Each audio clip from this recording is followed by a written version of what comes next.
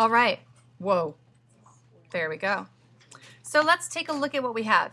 We have an adorable picture of Walter. And what I'm going to do, instead of making a whole new selection, is I'm going to load my selection. Select, load, selection. Grab the WAS, and you'll see that I have that selection I saved. And now I want to use the Refine Edges panel. You can click there, and then it brings up this panel. This panel's new to, I think, CS6, and it is so great. First thing you want to do is pick your view mode.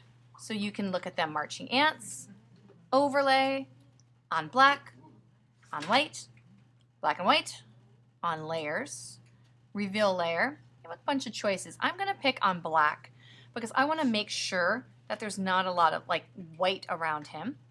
Okay.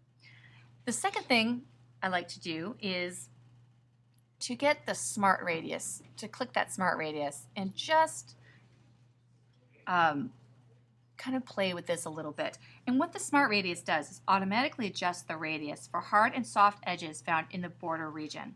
Okay, so because this is not uniformly hard and soft, it's a variety of hard and soft, the smart radius helps with that. So that's a good thing to check.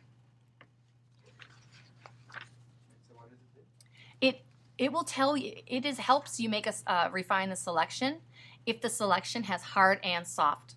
If it was all geometric, the smart radius really wouldn't help that much, right? But because there's there's not too much hardness, it's basically just softness, that might help our selection just a little bit. And you'll notice the way that it works around the edges. So let's zoom up a little bit. Okay. And what the radius does is determines the size of the selection border in which the edge refinement occurs. So if you want a small effect on the edges, use a small number. If you want a big effect on the edges, use like a bigger number, right? Which would be kind of crazy. So I usually keep this pretty low. And the smart radius, again, helps my selection become even better. The smooth option reduces irregular areas, such as like the little hills and valleys, and changes the selection to be smoother.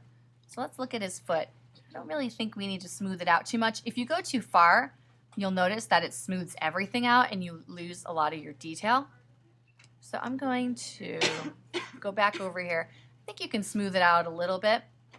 Feathering blurs the transition between the selection and the surrounding pixels. You don't want to go too far or that happens. So I typically use very little feathering.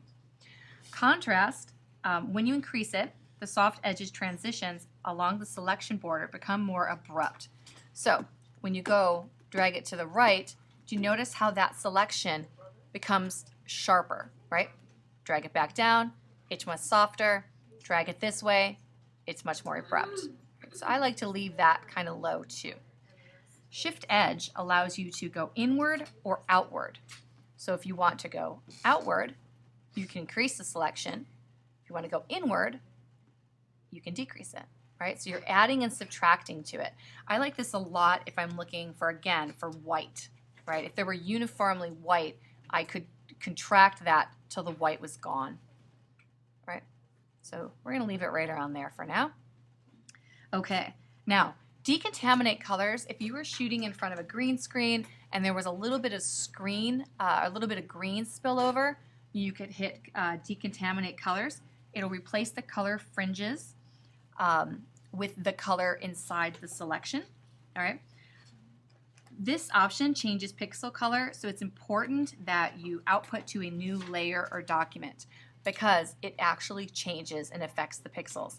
I very rarely use this because I very rarely run into the problem where my selection is in front of something that's casting color back on to what I'm selecting. But if you are, then you can do that.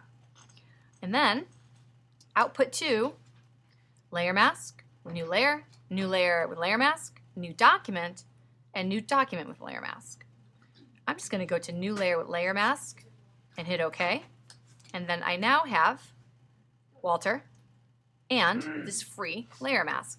And if it got a little wonky around some spots, I have the layer mask where I can get the brush and I can always, using black and white,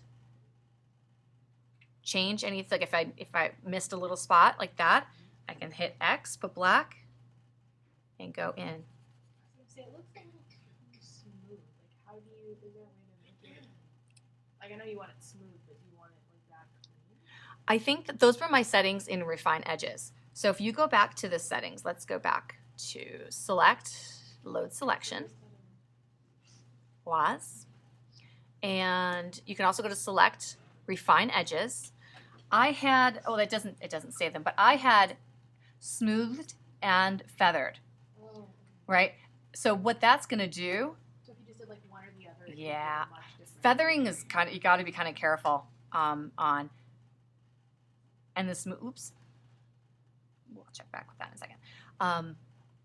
If you shift the edges, you can also shift the edges a little bit. This contrast will give you sharper edges. Okay. Right, so if you want it to be, yeah, much sharper, you can use that. Okay, so the Refine Edges, for any tool, when you make a selection, it will be here in the option bar, or if you can't find it, it is under Select, let's see, Refine Edges. Okay, so that is a really important panel. That'll make your selections even better.